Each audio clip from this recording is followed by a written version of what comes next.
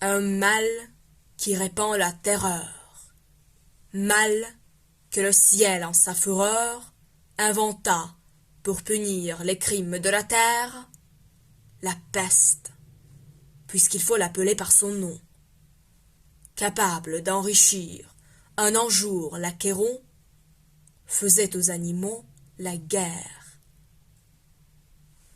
Ils ne mouraient pas tous, mais tous étaient frappés. On n'en voyait point d'occupés à chercher le soutien d'une mourante vie. Nul mets n'excitait leur envie. Ni loup, ni renard, n'épiaient la douce et l'innocente proie. Les tourterelles se fuyaient. Plus d'amour, partant plus de joie.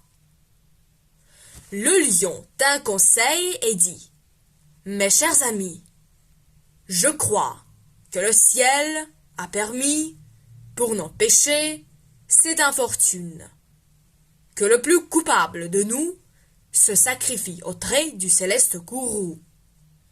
Peut-être il obtiendra la guérison commune.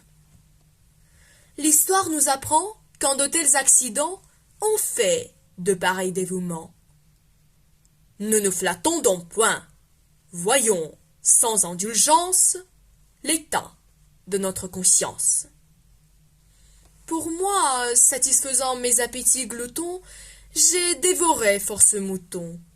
Que m'avait-il fait? Nulle offense. Même il m'est arrivé quelquefois de manger le berger.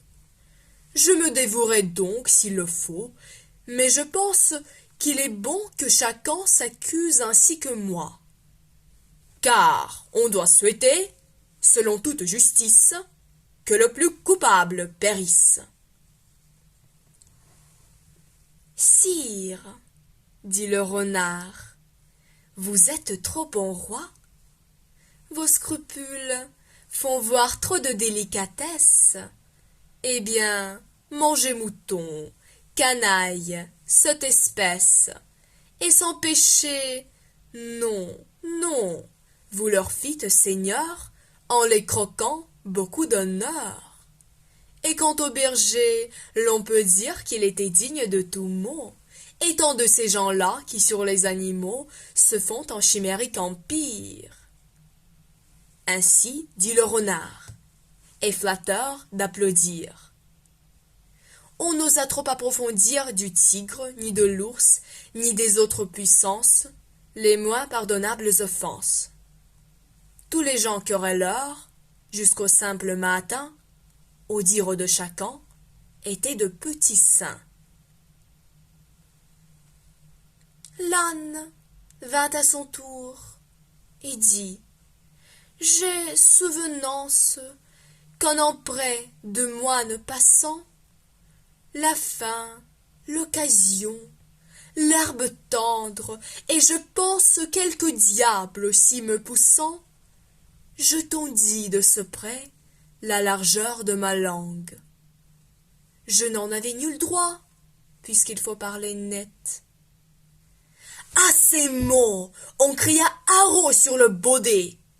Un loup quelque peu clair prouva par sa harangue qu'il fallait dévouer ce maudit animal, ce pelé, ce galeux, d'où venait tout leur mal. Sa peccadille fut jugée incapendable. Manger l'herbe d'autrui, quel crime abominable!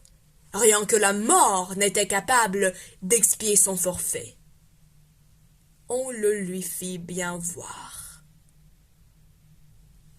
Selon que vous serez puissant ou misérable, les jugements de cour vous rendront blanc ou noir.